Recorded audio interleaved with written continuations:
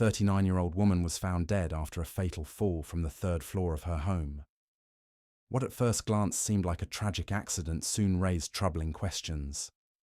The investigation team arrived swiftly, their boots echoing on the stone steps as they entered the eerily silent home. Inside, the scene was almost too neat. A small wooden stool stood beside the open window, as if placed deliberately.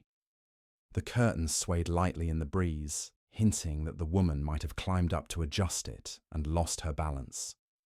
That explanation, however, felt unconvincing to the seasoned officers. Neighbors claimed they had heard her chilling screams before she fell. Several of them rushed to the yard, only to discover her motionless body sprawled across the stone ground, blood pooling beneath her. Their voices trembled as they later described the horror to police, but one detail unsettled the investigators more than anything else. Despite the neighbors' quick arrival, not a single one of them reported seeing the woman at the window before she fell. Something was wrong. The officers soon discovered that the woman had been alone in the house when the incident occurred. Her husband had arrived home only minutes after the tragedy. At first, this seemed to strengthen the possibility of an accident, but the detectives were not yet satisfied. They brought the young widower into the dimly lit sitting room for questioning. His voice was calm, almost rehearsed, as he explained what had happened. "My wife was planning to wash the curtains," he said. "I stepped out to run an errand. While I was gone, she must have climbed onto the stool to reach the window. She must have slipped." His eyes lowered, his hands gripping the edge of the chair, as if to squeeze conviction into his words. The explanation sounded plausible, but the lead detective, Loris, had learned long ago that the most convincing stories were often the ones crafted to deceive. He noted every detail: the man's pauses, the steadiness of his tone, the lack of visible grief. To avoid speculation, the woman's body was immediately transferred to the forensic department. Only there, under the harsh white lights of the morgue, could the truth about her final moments begin to emerge. While all the evidence initially suggested that the victim's fall was the result of carelessness, the investigation was suddenly interrupted by news of another crime. At 8:30 a.m. on Friday, the police received a call reporting the brutal murder of a young man. Officers rushed to the scene, their unease growing with every mile they drove. The victim was identified as a security guard employed at a nearby residential building. His body lay twisted on the ground, blood soaking his uniform. He had been stabbed repeatedly, each strike vicious and deliberate.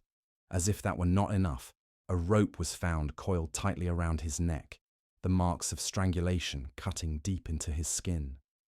The killer, or killers, had wanted no chance of survival. Detectives exchanged troubled glances. Two deaths, so close in time, both violent in nature. Was it coincidence? Or was there a thread tying the woman's mysterious fall and the guard's brutal murder together? Lead Detective Loris felt a gnawing in his gut.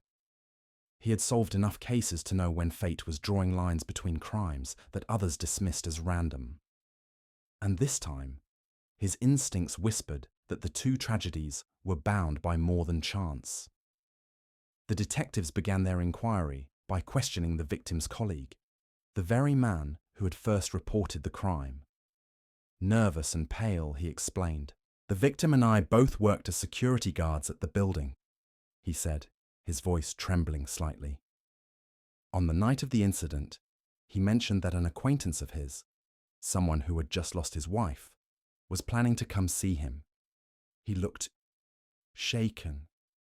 He told me about the woman's death, how she had fallen from a stool while trying to open the curtains.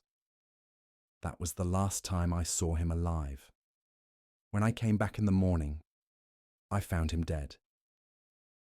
The detectives exchanged glances, an acquaintance who had recently lost his wife. The timeline was unnervingly precise. The woman's mysterious fall followed almost immediately by the guard's brutal murder. Detective Loris leaned back in his chair, his mind connecting pieces that others might overlook. If the guard truly had knowledge of the woman's death before the authorities were notified, how had he learned of it so quickly? And why had this so-called acquaintance come to him in the middle of the night? The thread between the two cases was no longer speculation. It was tightening into a noose. The words of the victim's colleague proved to be a crucial clue in unraveling the mystery. During the ongoing investigation, officers discovered that, just 24 hours before the young man was murdered, a woman had fallen from the third floor of her house, landing in the yard and losing her life. This was the very same woman whose death at first glance had seemed like a tragic accident. But now, with the guard's colleague providing details, the detectives began to see a pattern, a sinister sequence linking the two tragedies. All evidence pointed to a single key figure: the young woman's husband. Determined to uncover the truth, the officers went to his home. Without resistance, they placed him under arrest and brought him in for intense questioning. Under the harsh glare of the interrogation room lights, every carefully crafted word, every pause, and every hesitation would be scrutinized. Detective Loris knew that the answers they sought were hidden somewhere within this man's calm exterior. But the truth would not remain buried for long. During the interrogations, the young husband's calm demeanor began to crack. His eyes darted nervously, and his hands fidgeted on the table as he confessed the dark secret behind the two crimes. The victim, the security guard. He was an acquaintance of mine, he admitted, his voice low and trembling. Last year, when I was planning to get married, he was the one who introduced my wife to me. At first, I trusted him, but after the wedding, things started happening. I began to have visions, hallucinations. I became convinced that my wife had intended to marry him before she married me. He paused, swallowing hard, as if gathering courage to continue. These thoughts, they consumed me. They turned into hatred, a grudge I couldn't escape. I started planning to take revenge on both of them. I couldn't forgive what I imagined had been done to me. Detective Loris felt the room grow colder as the confession settled in. The motive was clear. Jealousy, obsession, and delusion had driven a man to commit the unthinkable. But the full extent of his actions, the deadly culmination of his wrath, was still yet to be revealed. The husband's confession poured out like a dark flood, leaving the detectives in stunned silence. On the day of the incident, he said, his voice barely above a whisper, when my wife climbed onto the stool to open the curtains, I saw my chance. The window was open, and I pushed her. She fell into the yard. I left the house immediately, making sure no one would notice me. His hands shook as he continued.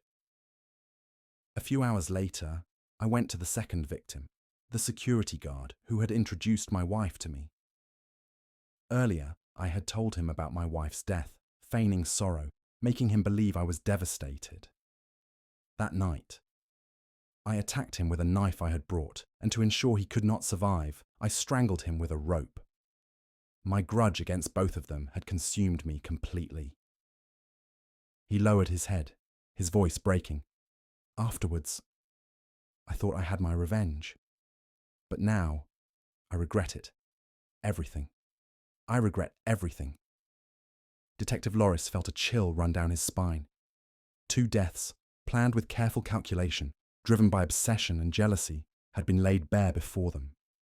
The threads that had seemed disconnected, the woman's mysterious fall, the guard's brutal murder, now wove into a single, horrifying tapestry of vengeance. By order of the authorities, the man was sent to the forensic medicine department for a mental health evaluation. His confession, chilling as it was, would serve as the final piece of evidence. The mystery was solved, but the shadow of his crimes would linger long after the courtroom had delivered its judgment.